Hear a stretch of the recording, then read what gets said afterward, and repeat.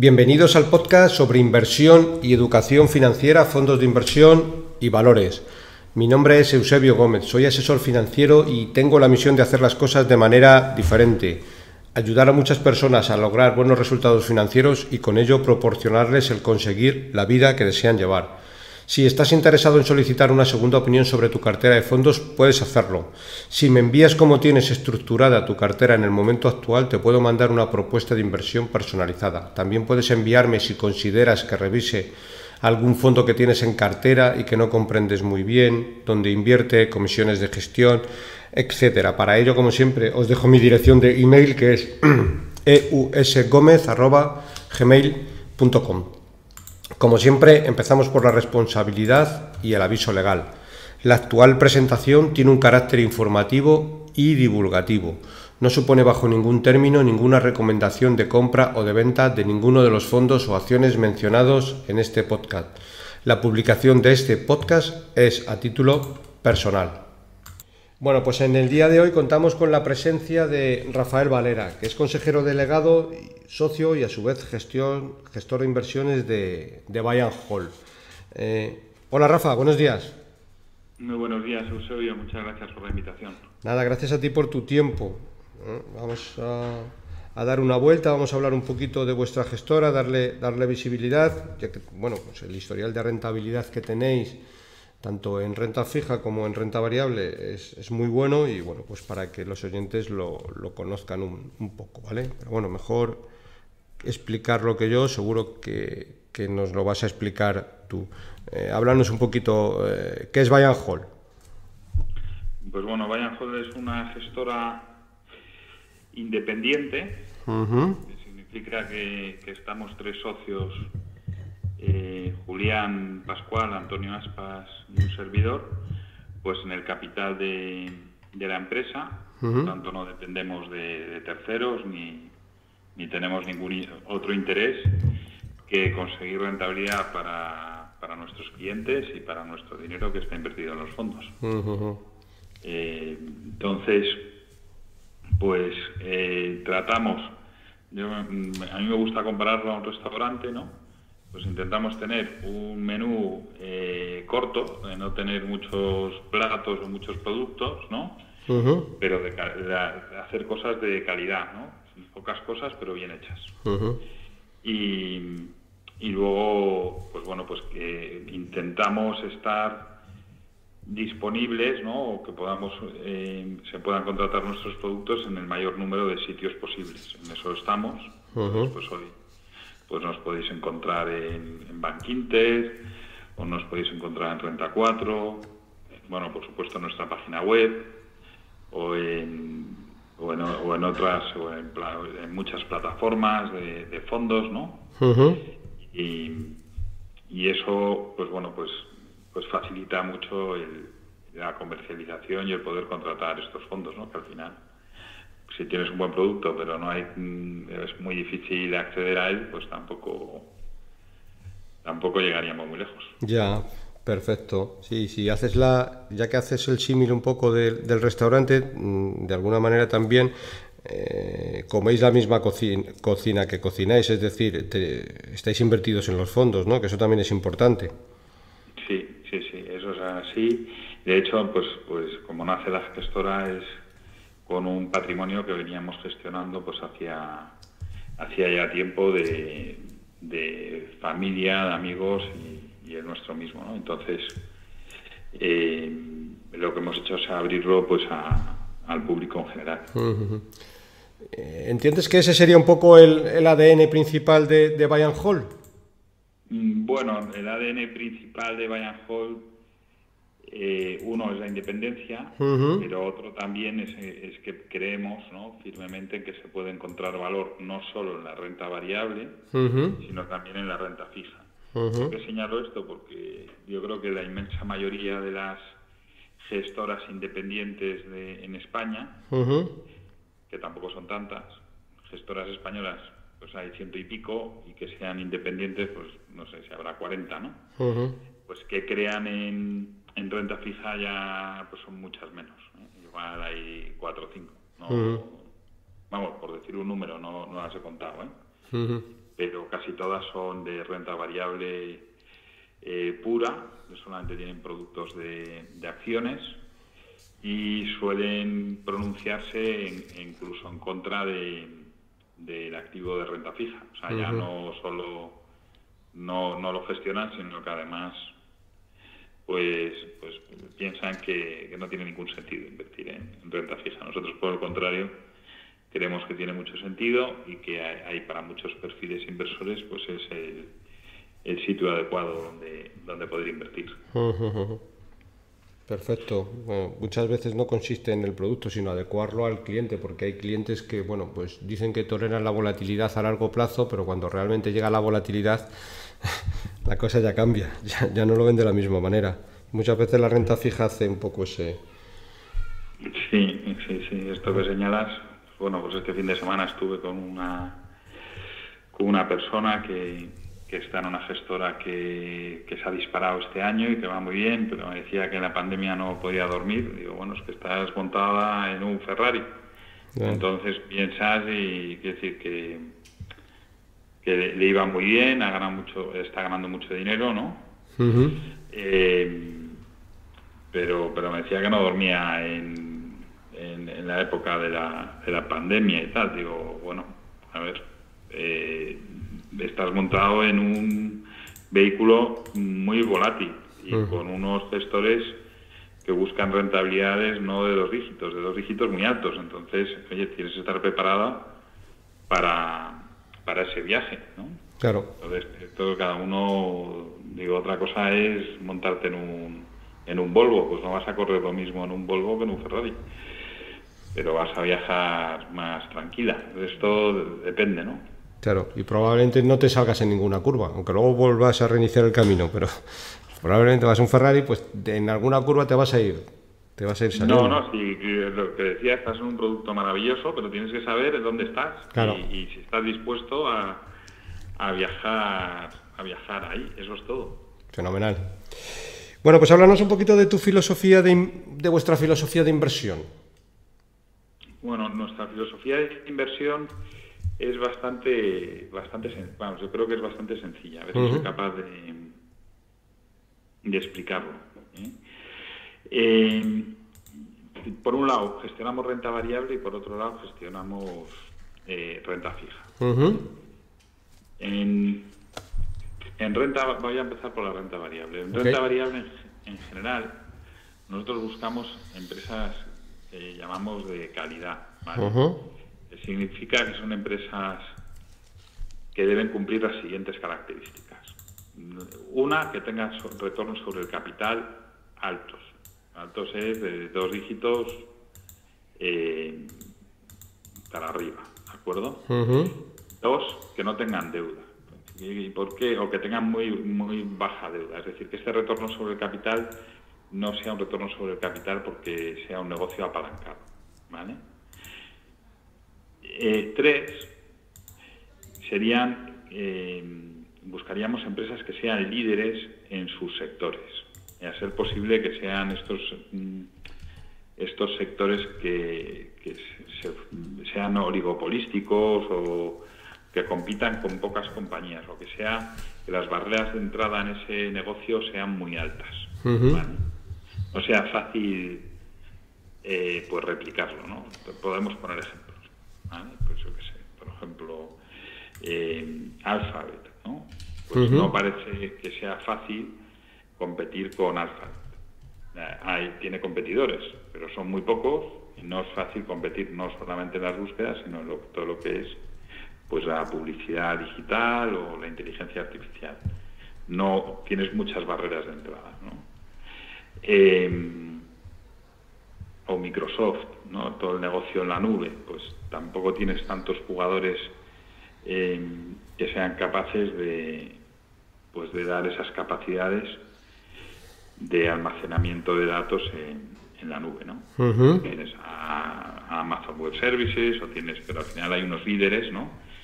Son compañías sin deuda, con retornos sobre el capital de 2 dígitos. Bueno, pues eso entendemos que invertir ahí nos va a dar más tranquilidad.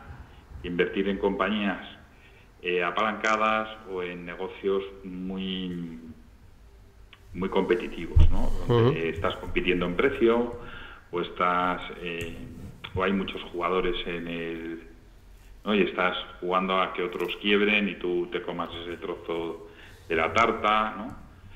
Entonces estás invirtiendo, vamos a decir, en negocios más cíclicos, donde tienes que comprar la acción muy barata abajo del ciclo para venderla arriba, ¿no? Aquí es más buy and hold la filosofía, ¿de acuerdo? Compramos para crecer con la compañía y no tenemos que estar acertando tanto los timings macroeconómicos del ciclo. Unas veces acierta y otras veces no. Aquí consumimos más tiempo en elegir esas compañías pues que entendemos de calidad. Otro ejemplo sería que tenemos en carteras Louis Vuitton, etcétera. En cambio, en la parte de renta fija, buscamos compañías que tengan deuda, porque si no es difícil muy prestarles. Si no tienes deuda, pues es imposible, ¿no? Encontrar un bono, pues yo que sé, de Inditex, pues no vas a encontrarlo. Pues una compañía con caja neta. Entonces, y que estén en negocios menos apetitosos, ¿vale? ¿Y por qué buscamos que estén en negocios menos apetitosos? Porque buscamos retornos. O sea, buscamos que ese dinero que vamos a prestar nos lo paguen. Si no tiene riesgo ninguno, pues el retorno va a ser muy bajito. Antes de que viniera la inflación, eran rentabilidades negativas de ese tipo de emisores, ¿no? Ahora que hay inflación, pues ya son rentabilidades un poquito altas, pero siguen siendo rentabilidades muy por debajo de los niveles de inflación, ¿no? Y nosotros lo que buscamos es un equilibrio entre riesgo y rentabilidad. Entonces ahí buscamos, pues en negocios, en sectores, pues ya mucho más maduros, donde las compañías se tienen que apalancar para tener retornos sobre el capital interesantes, ¿no? Entonces, ¿qué tipo de compañías pues tenemos? Pues ahí tenemos bastantes aerolíneas, tenemos petroleras, tenemos hoteleras, tenemos constructoras, bueno, pues negocios donde no es tan difícil iniciarse, ¿no? O competir. Pero siempre en empresas lo que buscamos ahí es, uno, diversificamos mucho más, así como en un fondo de renta variable pues nos movemos entre 30, máximo 40 compañías. En nuestros fondos de renta fija solemos tener alrededor del doble de emisores, es decir, entre 60 y a lo mejor hasta más de 70 emisores diferentes, ¿no? Con lo cual la diversificación, uno, es mayor, y dos, cuanto más riesgo, menos importe cogemos, ¿no? Entonces, ahora mismo, por ejemplo, pues nuestras dos principales posiciones tenemos un 8%, que normalmente no lo tenemos, pero ahora la convicción nuestra en esos emisores es tan fuerte y nos están pagando tan bien esos bonos que tenemos un 8%, ¿vale? Pero es bastante excepcional, ¿eh? ¿Cuáles son esas dos emisiones que comentas? Pues mira, uno es un investment grade, que es una aerolínea, que se llama Wizz Air, que esta es el único bono que da la casualidad que también somos accionistas. Y dices, pero tiene deuda. Sí, tiene 1.000 millones de deuda, pero es que tiene 1.400 millones en caja, ¿vale? O sea, que tiene una caja neta de 400 millones, ¿vale? Por eso no es tan contradictorio lo que te decía, que invertimos en compañías sin deuda, ¿vale? En este caso, emitieron en la pandemia unos bonos que vencen en 2024 y 2026 al 1%. En su día los compramos al 4%, cuando, te digo, en momentos de la pandemia, ¿no? Y los vendimos al 0%, ¿vale? Pues ahora estos bonos están cotizando a derribo, que digo yo, porque los tienes al 7 y al 8%. Enero 2024 y enero 2026. Entonces, entrar en un triple B, en un investment grade, una compañía con alto crecimiento, que es una aerolínea low cost, la más eficiente de todas, incluso más eficiente o tan eficiente como Ryanair, ¿vale? pues que te esté pagando estos retornos nos parece exagerado, ¿no? En un plazo tan corto que no tienes tampoco riesgo de duración, ¿no? Y ahí tenemos en el caso de nuestra renta fija o bonds, tenemos un 8%, y en el flexible tenemos menos, tenemos alrededor de un 2%. Y luego en el que sí tenemos un 8 tanto en el bonds como en el flexible, normalmente no tienen por qué coincidir los bonos. En el flexible, que es en nuestro fondo mixto, estamos más concentrados y este sería el único bono investment grade que tenemos en el flexible, además es high yield. En cambio en el bonds el 30% de la cartera, mínimo el 30% es investment grade. En el otro que tenemos un 8% es un banco español que se llama Cajamar. Tiene como 1.400.000 accionistas, creo recordar, ¿vale? Aunque no cotiza en bolsa. Y dices, bueno, ¿y cómo es posible que tenga tantos accionistas? Bueno, porque esto es un conjunto viene de la fusión de un montón de cajas rurales, ¿no? Donde los cuentacorrentistas se convierten en accionistas, son como mutualidades de crédito, ¿vale? Entonces, este banco, pues en los últimos años, con la crisis hipotecaria lo pasó mal, como tantos en España, pero no necesitó rescate, ¿de acuerdo? Y viene de tener moras del 14% y ahora mismo está por debajo del 3%, está a niveles de 2,80. O sea, yo diría que probablemente sea el banco que con mayor mejora de solvencia en los últimos 6-7 años. ¿Vale? Se ha reforzado muchísimo en el capital y en cambio el retorno sobre el capital es mínimo, no llega estará en torno del 2 y ya ha estado durante años en el 0, porque lo único que ha hecho ha sido reforzar su capital, y entonces, claro, cuando creces en capital y en refuerzo de capital, pues tu retorno, tus beneficios, si son crecientes, pero no mucho, pues tu retorno sobre el capital es bajo, pero tu apalancamiento cada vez es menor, tu mora cada vez es menor y tu solvencia cada vez es mayor. Y este banco, en su deuda subordinada, que no perpetúa, sino Lower Tier 2, pues te está pagando a 2026, a col del 2026, pues rentabilidades del 11%, que me parecen bastante exageradas, ¿eh? Para que nos hagamos una idea, el ROE de un Ibercaja el año pasado era del 6%. Entonces, pues prestar a un banco a niveles del 11%, pues me parece un banco que sus clientes principales son agricultores y luego tienen mucho también en lo que es Baleares y toda la Costa Blanca y Costa del Sol, que es turismo, ¿no? Entonces, y que se ha estado pues reforzando su solvencia, ¿no? Pues me parece que es exagerado lo que está pagando, muy, muy exagerado. Y por eso, pues en los dos fondos tenemos un 8% de peso. Pero claro, a rentabilidades del 11%, ¿no? Que nos parecen pues muy, muy interesantes. Perfecto. Mira, una aclaración. Rafa, como digamos que en el podcast hay todo tipo de oyentes, algunos con mayor cualificación, pero probablemente muchos de ellos con menor cualificación, o que siempre les cuesta un poco entender ciertos conceptos que muchas veces tú y yo hablamos y se dan por hecho. Una cuestión, por ejemplo, cuando hablas de la rentabilidad de un bono del 11%, entiendo, y corrígeme si me equivoco, que implícitamente el cupón que da no es del 11%. Lo que pasa es que muchas veces, en vez de comprarlo a la par, que normalmente emiten 100, pues lo estás comprando a lo mejor a 50, y de ahí esa rentabilidad implícita, porque implícitamente a lo mejor da un 4, un 5, un 6, pero a comprarlo, por así decirlo, a mitad de precio, es cuando te sube la rentabilidad al 8, como hablabas de la compañía aérea, o del 11. ¿Es así? Correcto. Sí. Wizz Air, cuando emitió,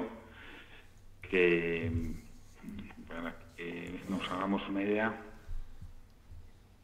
Wizz Air, por ejemplo, el 2026, el cupón es el 1%.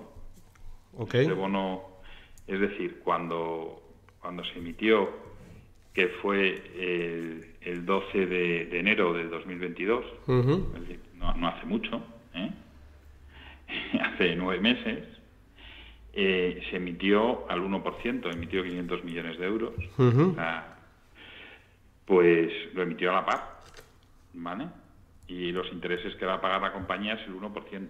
Pero en el mercado secundario, como ha habido inflación y como el mercado pues está muy nervioso, pues considera que estos bonos valen 80. ¿Vale?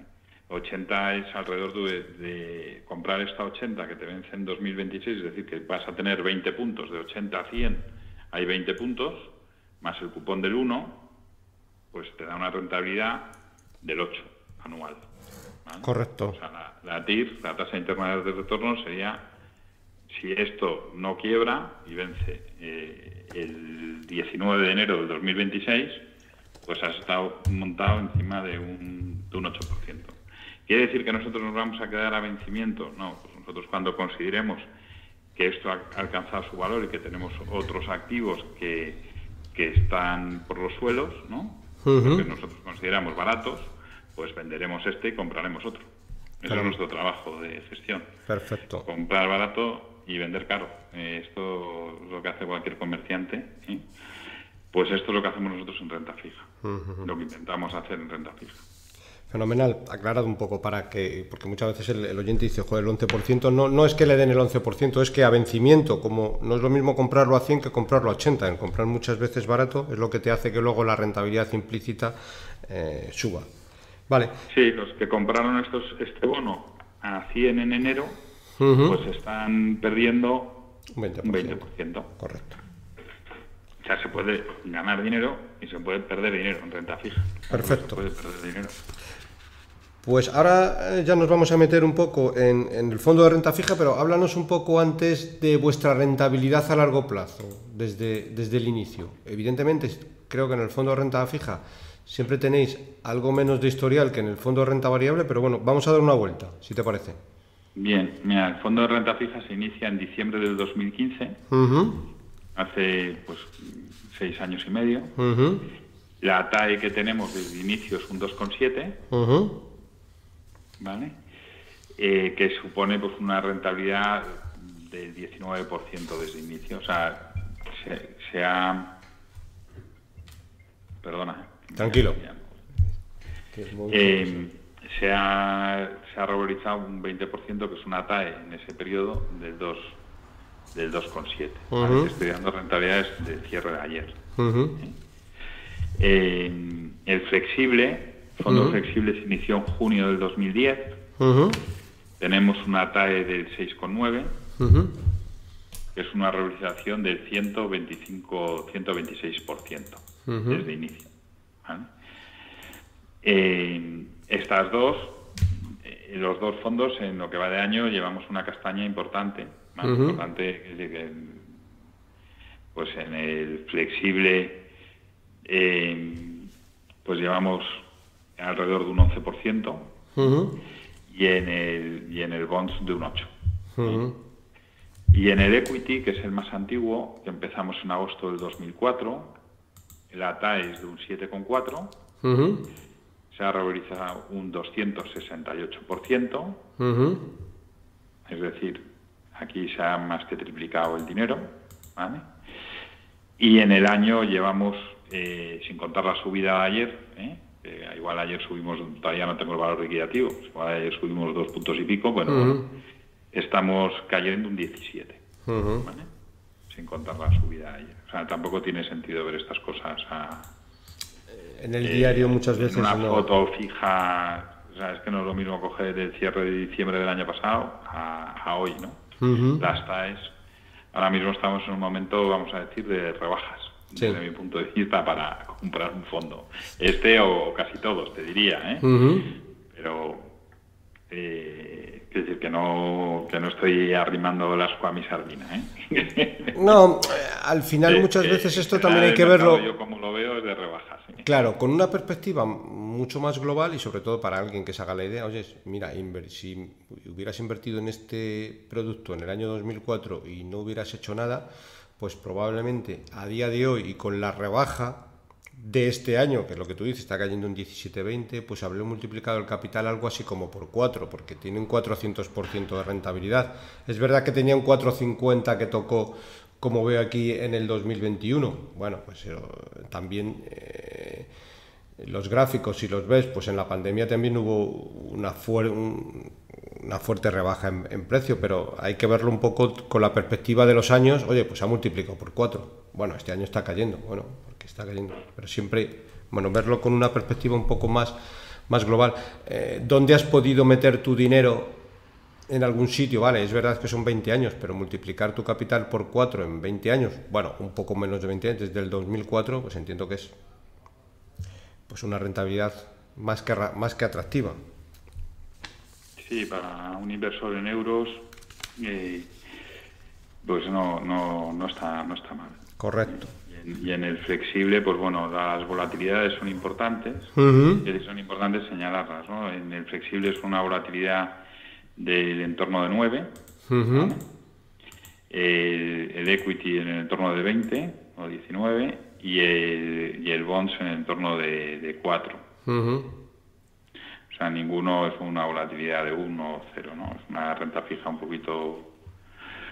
poquito más volátil, pero también es muy raro encontrar un fondo pues con estos retornos. Fenomenal. Bueno, vamos a meternos un poquito más en detalle en la renta fija, y hoy en día está muy en debate en todo el mundo, sobre todo la inflación y demás. ¿Dónde veis vosotros un poco la inflación a medio y largo plazo, es decir, a 3-5 años vista? A ver,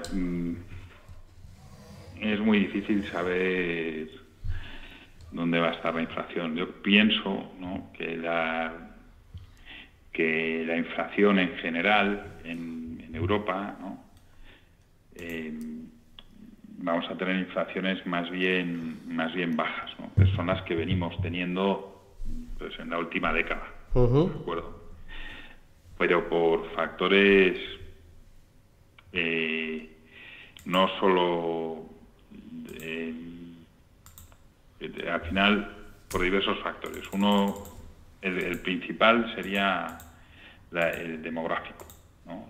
Una población viejuna, envejecida o anciana, es una población que consume muy poco.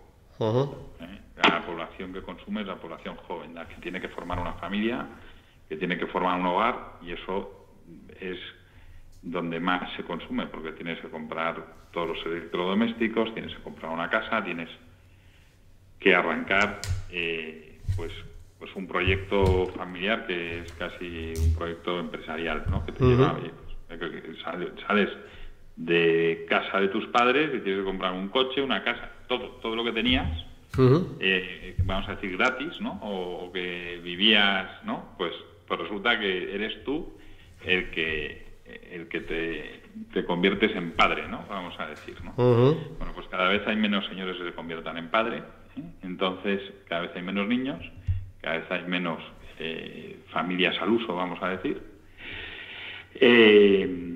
y cada vez hay más, cada vez nos vamos haciendo más mayores y estamos muy lejos de lo que serían los baby boomers, entre los que me encuentro, ¿no?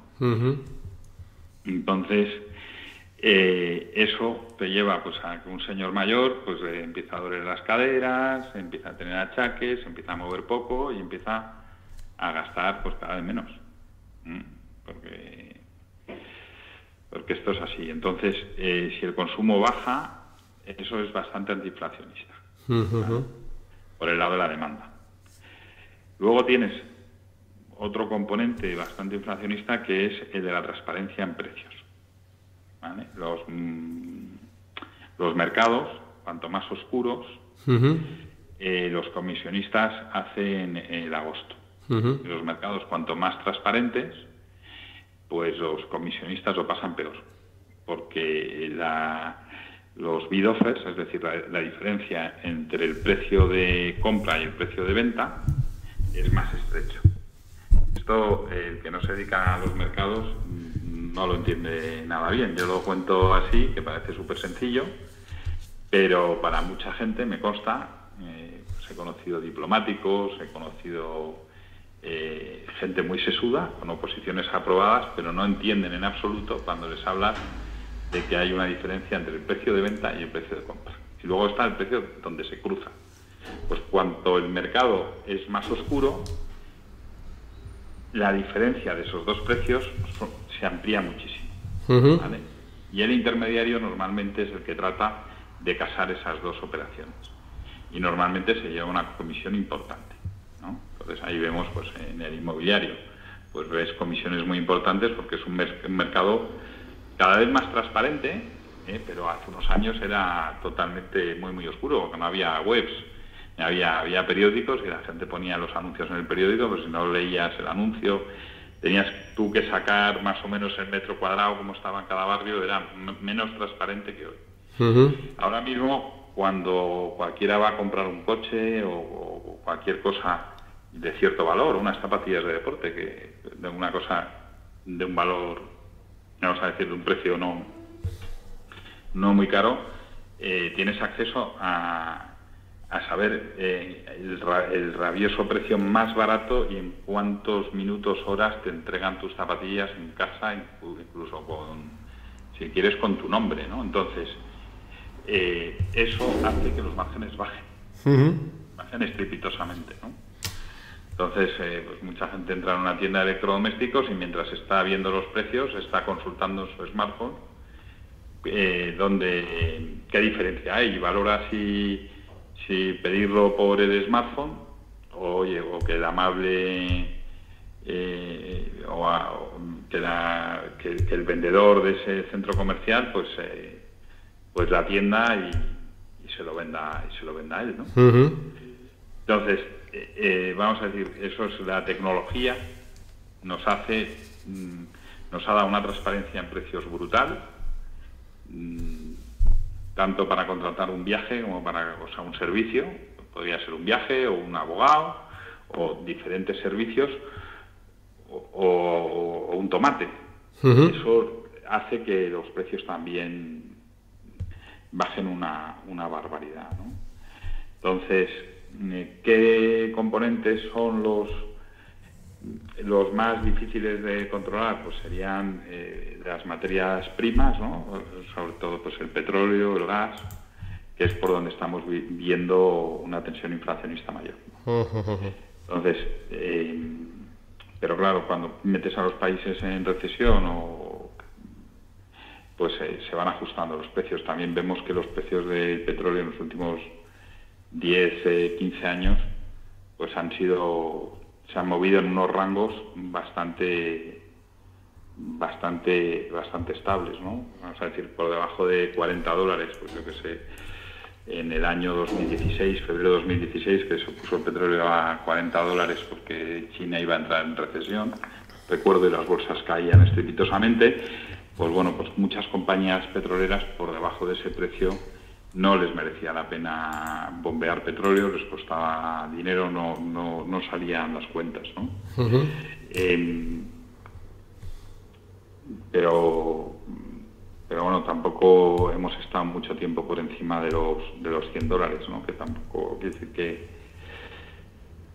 que tienes diversas, de la macroeconomía es muy difícil de acertar, pero tienes unas tendencias muy fuertes a que no haya inflación, ¿no? ¿Qué es lo que te produce, subida de precios, vamos a decir? Porque desde luego la expansión monetaria ha sido brutal, pero tampoco diría yo que ha sido una expansión monetaria que haya llegado a los bolsillos de los consumidores, en todos los casos, ¿eh?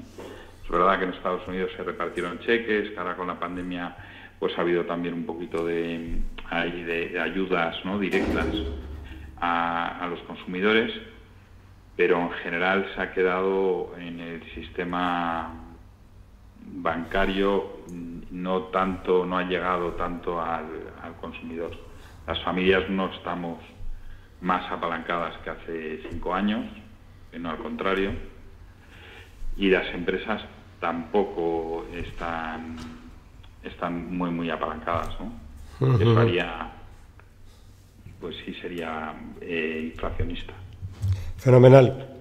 Y dentro de vuestro universo de bonos, ¿qué es lo que tenéis más en cartera? Digamos, bonos gubernamentales, bonos de empresas.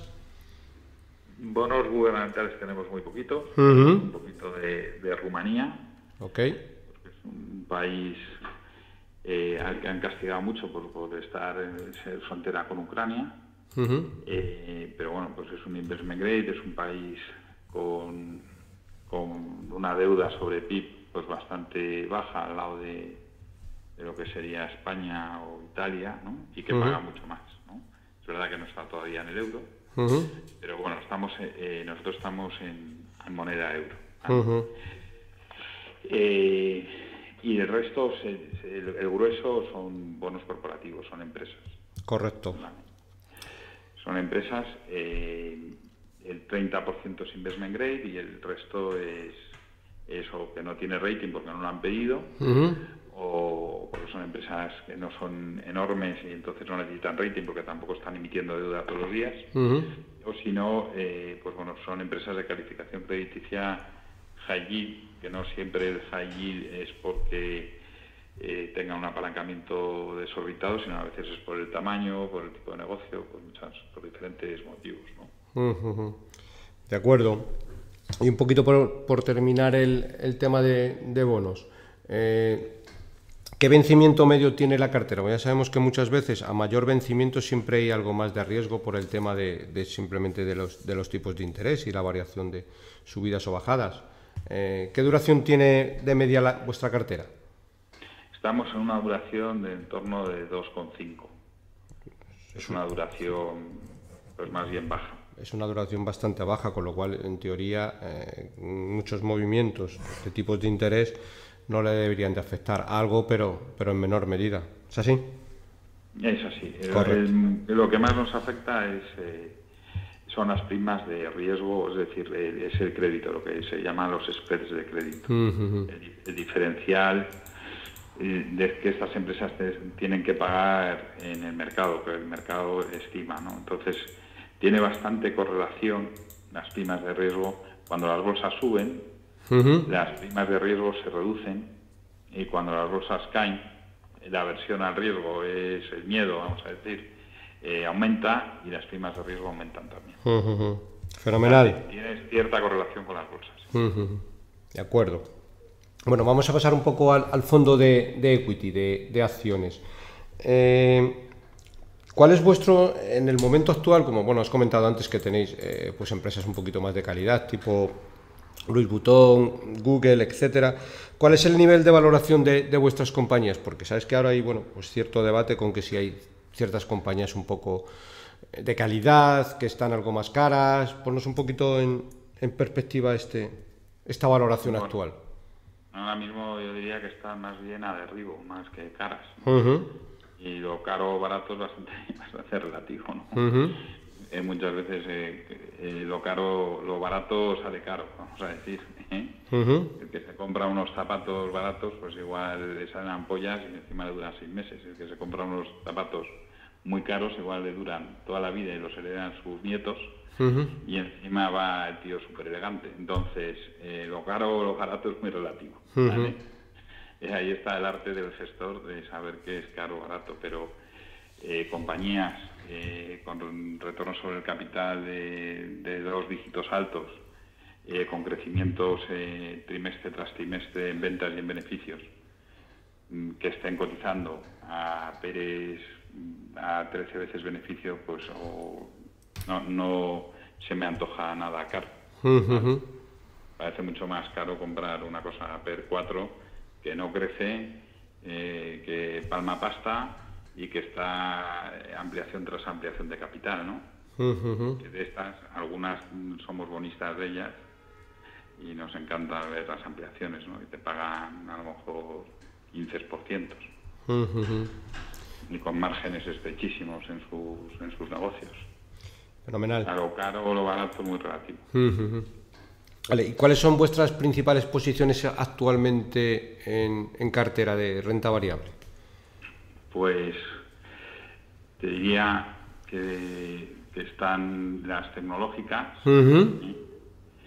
como Facebook, o Amazon.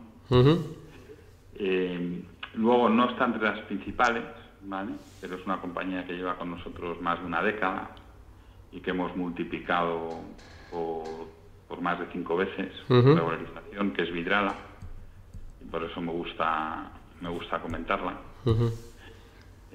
Y encima es española. Encima es española y claro, pues una compañía de extraordinaria calidad para nosotros.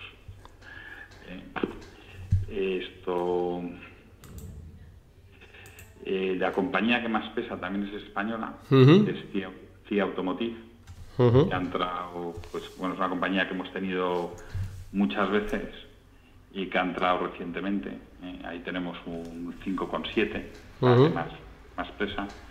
Un fondo de infraestructuras que se llama, una gestora de infraestructuras, se llama Bluefield. Tenemos un 4,6. Microsoft, Louis Vuitton y Meta, Facebook, son las 5 principales posiciones.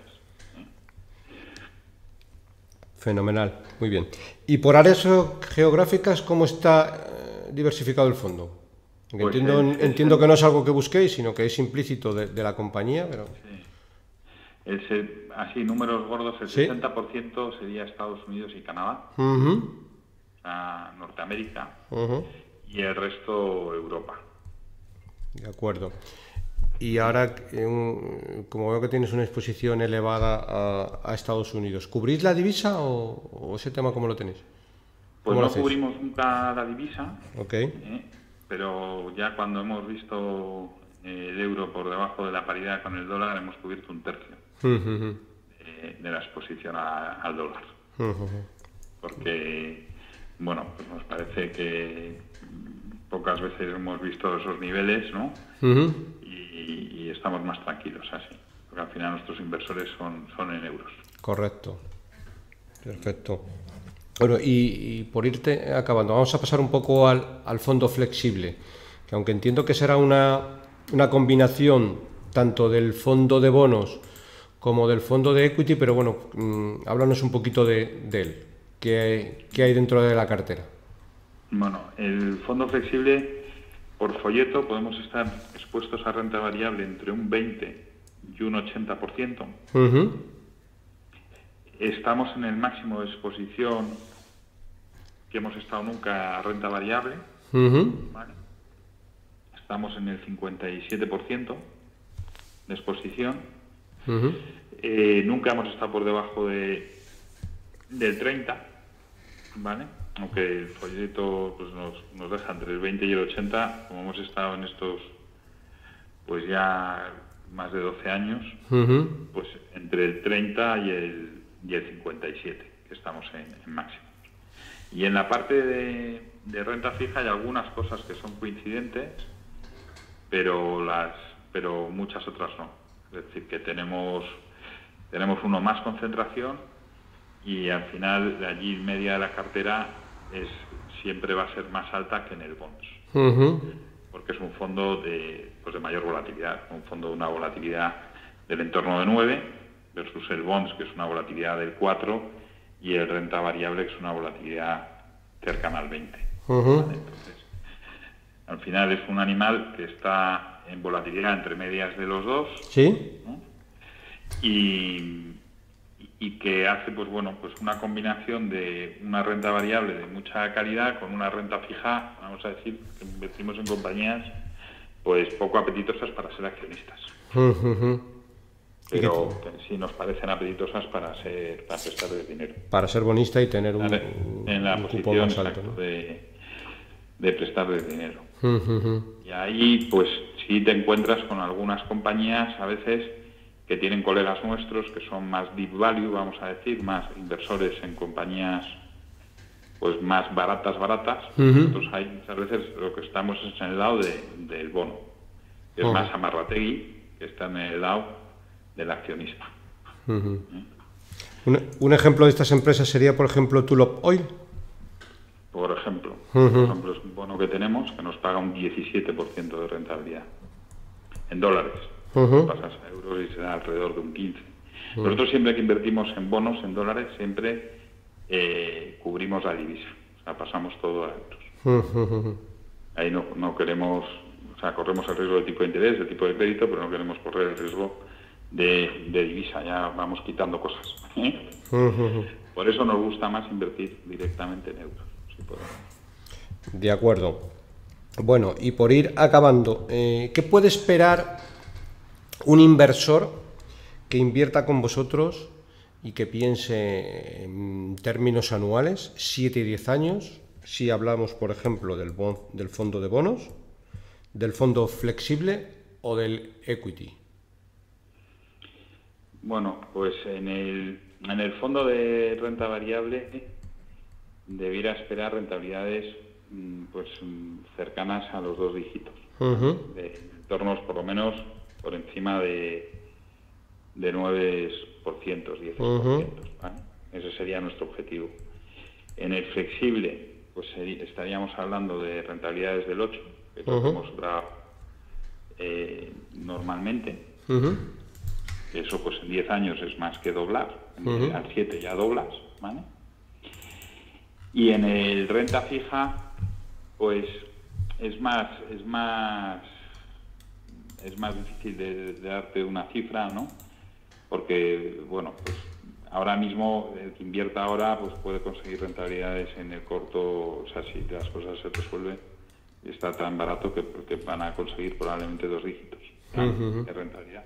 En el 2019 hicimos un más 12 en el fondo, ¿vale? O sea, que cuando entras muy barato, el 2018 fue un desastre, pues luego tienes un retorno alto, pero decir en 5 o 6 años, pues bueno, hasta estas caídas teníamos rentabilidades sostenidas del 4, pero si nos vamos a tener unos tipos un poquito más altos, unas inflaciones, pues imagínate, del 3, del 4%, pues los tipos se van a mantener pues positivos, pues te vas a poder ir a rentabilidades, pues al final te vayas a poder batir la inflación, que no es poco. De acuerdo. Renta fija, diría yo. De acuerdo, mira, si lo vemos un poco en perspectiva, que es un poco como a mí siempre me gusta ver las cosas y un poco, al final es un tema de educar un poco a los oyentes. Si cogemos una tabla de interés compuesto y hablamos, por ejemplo, de una cantidad que pueden ser 100.000 euros, pero bueno, lo podemos hacer con 10.000 o con 1.000.000, al final es una cuestión de poner ceros. Si hablamos del 10%, en términos redondos, del fondo de equity, alguien que invirtiera y que no haga nada, que se olvide un poco de los mercados o que lo vea con cierta perspectiva, dentro de 10 años tendrá algo parecido muy parecido a 285.000 euros, es decir, multiplica casi por 3 el capital. En el interín pasarán miles de cosas, otra guerra, otra pandemia o lo que sea, pero en términos redondos debería de rondar esa cifra. Si nos vamos al fondo flexible, como hablabas, del 8%, pues el 8% con los mismos 100.000 euros, pues estamos hablando de 233.000 euros, es decir, más que dobla. Un fondo algo más conservador, y evidentemente si hablamos siempre del fondo de bonos, que le metemos al 4%, pues nos vamos a una rentabilidad de 153.000 euros, que es un 50% más. Bueno, pues entiendo que para alguien que al final yo siempre digo, tiene que valorar muy mucho dónde invierte, y probablemente el 80 o el 90% ya esté hecho de la labor, y no estar cambiando de producto porque los últimos 6 meses haya sido más o menos rentable, que yo creo que eso siempre da lugar a estar en el lugar adecuado y en el momento menos adecuado, ¿no te parece? Sí, eso es así. Nosotros, por eso nos llamamos buy and hold, ¿no? Porque nos gusta pues estar tranquilos, ¿no? Y no estar cambiando de caballo, que al final en el largo plazo no da magníficos resultados. Claro, da más muchas veces pérdida porque están haciendo extraordinariamente listo, que no es nuestro caso. Claro, no, y no es el caso. Súper listos lo pueden hacer, ¿eh? Ya. Bueno, muchas veces ya no es cuestión de ser súper listo, sino tener la paciencia y el temperamento adecuado para aguantar, bueno, pues la volatilidad de los mercados. Perfecto, Rafa, pues Pues por mi parte yo creo que hemos dado una vuelta un poco a todo. Si consideras algo más que oportuno, como ya sabes lo que dice el refrán, habla ahora o calla para siempre, estamos a tiempo. Pues nada, Eusebio, muchísimas gracias por esta charla que hemos tenido y quedamos a disposición de todos tus oyentes para resolverles cualquier duda o para ayudarles en lo que podamos. Fenomenal. Si quieres, ya que estamos, comentar la página web, pues por mi parte encantado, ¿eh? Bueno, nuestra página web es un poco complicada porque es en inglés, pero para todo el mundo. Como cuando llamo a un call center y tengo que dar mi email, siempre me lo deletrean igual, os lo deletreo como me lo deletrean a mí. Buy and Hold, o sea, BUYANDHOLD, en inglés Buy and Hold, y en español Buy and Hold, con H, .com, ahí nos encuentra todo el mundo, en Google. Fenomenal. Pues nada, lo dicho, Rafa, muchas gracias por tu tiempo y nos emplazamos para futuras veces. Vale, pues un placer. Gracias, Eusebio. Hasta luego. Adiós. Bueno, pues ya nos despedimos.